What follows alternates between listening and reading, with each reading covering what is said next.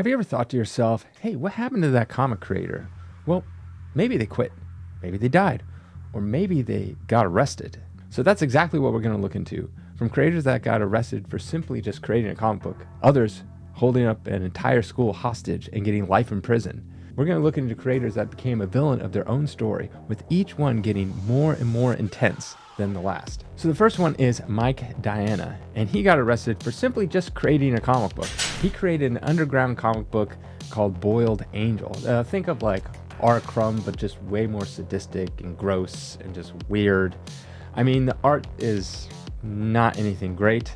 He's very young. He was a teenager when he started this, and he got arrested in 1994 for obscenity. He spent 4 days in jail. He had a $3,000 fine and 3 years supervised probation. He had to do over 1,200 hours of community service and had to avoid minors. Very odd. So what exactly was he in for? So buckle up, this is kind of a weird one. So he self-published a comic book in the 90s called Boiled Angel. And it was just really obscene stuff. A lot of dicks, a lot of demons, gross things, really just bad jokes all around. There wasn't very many people that actually bought his comic book. He used to have a subscriber base through the mail, and he had about 300 subscribers, so not very much. But he was a janitor at a school where he would use the copy machine to print off copies of his comic book that he made. And once the school found out and saw what was in there, they fired him. So now that he's fired, he still had his comic book going, but what was really interesting is of his 300 customers, that is it. One person asked for 2 copies. He's like, oh boy, I'm gonna send this person 2 copies. Who could this be that this big fan of his turned out to be an undercover FBI agent who was studying his comic book for some reason because there was a serial killer on the loose in his area and they thought this guy might be it. Turned out it wasn't him.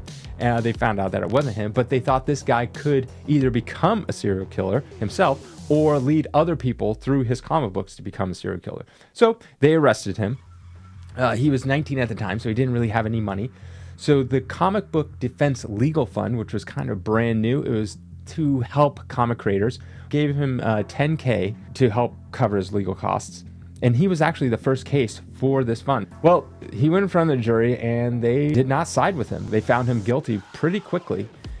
And they said his comic book was horrible and would lead to who knows what, another serial killer? I don't know. But he ended up going to jail for that. Next is we got Neem. He went to jail for insulting the president. So he drew mostly political cartoons. In 2019, he was arrested and sent 1 year in prison for insulting the president. In other countries, they don't have freedom of speech like we do.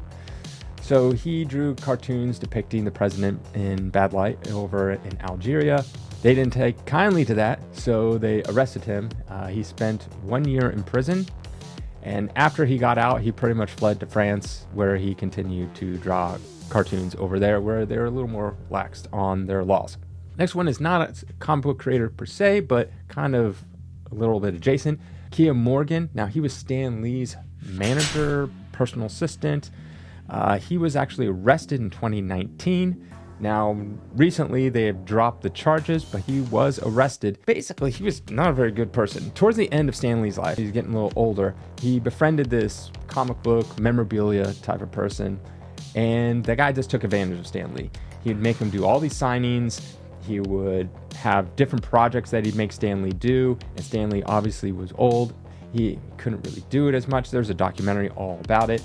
He even made Stan Lee sue another company called POW Entertainment, and then Stan Lee didn't even know why he was suing the company to begin with, so they dropped that lawsuit. It's because this guy was just trying to take money from Stan Lee, and he actually did. They say he took about $5 million from Stan Lee just through either stealing straight up artwork from him, money, different memorabilia, trying to get him to create things that he would then sell or put his name on it. Forge his signature. Yes, many times he'd forge his signature. So taking things that Stan Lee would create, signing it, selling it himself. So just all around, not a good guy. So these next couple kind of deal with the same thing, which seems to be very prevalent in the comic book community space. I'm not really sure why, but there's a lot of stuff with like minors and other things like that. I don't know why the comic creators are like this. There's a lot more that are like alleged. There's a huge list of people that are alleged. They've gotten kicked out of comics altogether, but none of them actually went to court or a case or any got arrested. So these are just some of that got arrested, but there's a lot more that got arrested. But these are, I guess, more popular names. First, we have Darren Bell. He was a Pulitzer Prize winner for Corderville and Rudy Park. In 2025, he was arrested. It's currently ongoing, but his bail was set at $1 million, so quite a bit. Don't know what his sentencing will be because it's a pretty recent case, but he was caught having AI images and actual images of, let's just say, minors. Next is we got Gerard Jones. Now, he did like Batman, Green Lantern, Justice League, Incredible Hulk. He's done a ton of stuff for DC and Marvel over the years. In 2016, he was sentenced to 6 years in jail, and he pled guilty to tens of thousands of images that they found. Timothy Yates, he's popular for Annie Bonny. He got 8 years, so even more than the previous person, and pretty much the exact same thing. Just all around gross. But this next guy, just talk about being dumb. Justin Iano. Now, he's popular for doing things with DC and Marvel. So he's done like The Flash, Spectre, Young Justice, Hulk, Superman, just a bunch of stuff for a very long time. But in 2011, he got sentenced for 10 years. So just recently got out. This guy's dumb. He had to go to a funeral for a relative. And usually before a funeral, when you go to the funeral home, you give them maybe like pictures of the deceased person so they could put it on the screen and everyone can look at pictures. So he goes there to give the funeral home a thumb drive with a bunch of pictures on it of this deceased relative. He gave him the wrong thumb drive. He gave the funeral home employee a thumb drive full of all that bad stuff, minors and stuff like that, this gross stuff. And so obviously the funeral home then instantly called the police, and the police showed up at his door, arrested him, and even though he's out, he's not working in comics ever again.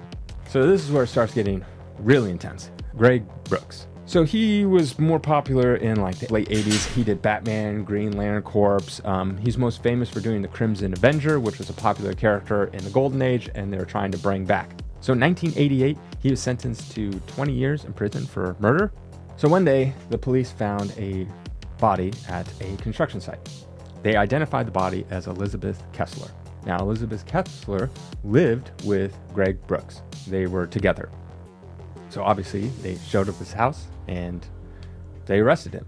So what happened was the night before is Elizabeth and Greg got in an argument over the fact that Elizabeth was going to leave him because she was cheating on him with another man. And she said that this other man is a better lover than you could ever be. And so he got mad. She was trying to grab her stuff and leave. He got mad, grabbed her hammer, bashed her head, and killed her. It was towards the night, so he needed to dispose of the body. So he left it in the bathtub until the next day, early in the morning, when he went and got a shopping cart, put her dead body in it, carted her body a mile to the construction site zone, and dumped her there. I don't know what he was thinking. Obviously, people were going to find it. So that's how he got arrested. Well, it turns out also Elizabeth Kessler wasn't even her real name. She lied to him, because he found this out later, that she stole her identity from a roommate she had in college in Kansas. And then when she moved to the East Coast, she just took out identity. Back in the day, you could just do that. Like, how would anyone really check? There wasn't the internet. People didn't have Facebook, things like that. She also had a secret baby as well that Greg didn't know about either. Well, he got out in like 2004. He tried to pick up comics again. Obviously, it didn't really work out for him. And the last people heard of him, he was a bike messenger. Blake Liel. And this has been touted as one of the most gruesome murders in all of LA County. So he's most famous for Syndrome and United Free Worlds, kind of more self-published than a smaller publisher that he had. In 2018, he was sentenced to life in prison for first-degree murder and torture. The book he was most famous for was Syndrome, and it's pretty much about a serial killer, which just shows he kind of has a little bit of a screw loose and probably tried to maybe emulate that a little bit. He was with this girl and they had a child together, and one day he decided to knock her out and bled her out to death. Yeah, that's how she died. She died because she obviously got knocked out, but then he slit her throat or something and just let her bleed out, so she ran out of blood. To make things even worse, he put her in bed and laid next to her, and that's how the police found him. He was just laying in bed next to a dead body, and he even scalped her too. So this guy is very, very weird. and he got arrested, and now he's in prison for life. Next, we got Len Lawson. Now, he's the worst of them all. He's most famous for The Lone Avenger. Now, you probably never heard of Lone Avenger, but is an Australian comic book. But in 1962, he was sentenced to life in prison for murder. So in Australia, at the time, they didn't have American comic books, and they can kind of create whatever they wanted. So they created action comic books. Yes, the same one as Superman, but this was different. This guy, Len Lawson, was actually the most famous comic book artist in all of Australia. And he was making a lot of money, and he was very, very famous. And he created The Lone Avenger, which is pretty much like The Lone Ranger. It was in Action Comics because they didn't have copyright things over there, and American comics weren't in Australia at the time. So he's doing very, very well. He was married, had kids, everything. Everything was going good. And then one day he decided that he wanted to make a calendar or something. So he wanted to photograph some women. So he got a few models and started driving. He's like, oh, I'm gonna take you to this nice place. We're gonna photograph stuff. Anyways, take some girls out there. He ends up taking them in the middle of nowhere and then ties them up and beats them and all sorts of weird stuff with them. And then he threatens to shoot him. He brings out a shotgun, threatens to shoot him. And then they start freaking out. And then he's like, oh, actually, I'm gonna shoot myself because I have cancer and I'm gonna die. And then they're like, what? And then they pleaded with him. They finally convinced him to, like, hey, why don't you just bring us back? And so he's like, okay. So he unties him. This guy is crazy. Unties him, brings him back. And one of the girls was like, hey, I need to get something at the pharmacy, like some food or something. And he's like, okay. So he lets her go in the pharmacy, instantly calls the police. The police come and arrest him. So that was the first time he was arrested. He got the death penalty. And you might be thinking, well, he got the death penalty, so he died? Wait, he didn't murder anyone. You said well, I'll get to that.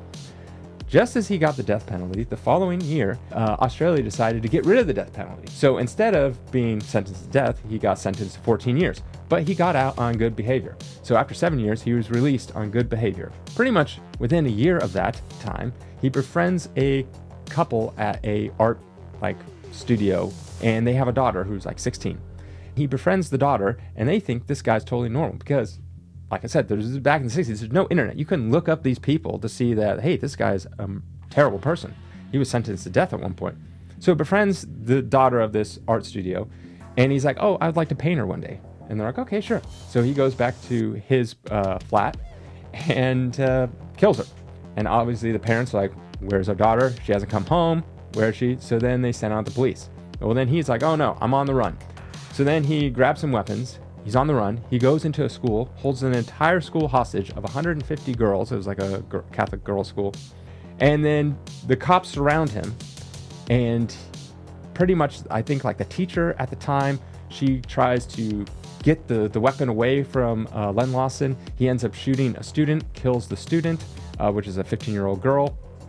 The police barge in, they arrest him. So now he gets life in prison. But even while in prison, he did a bunch of terrible things. Like, I did a whole video all about it, detailed, if you ever want to watch that up here. It goes into more detail all about this. But this is pretty much a list of comic creators that got arrested, and they were not very good people. So let me know what you think in the comments below. Have a great day.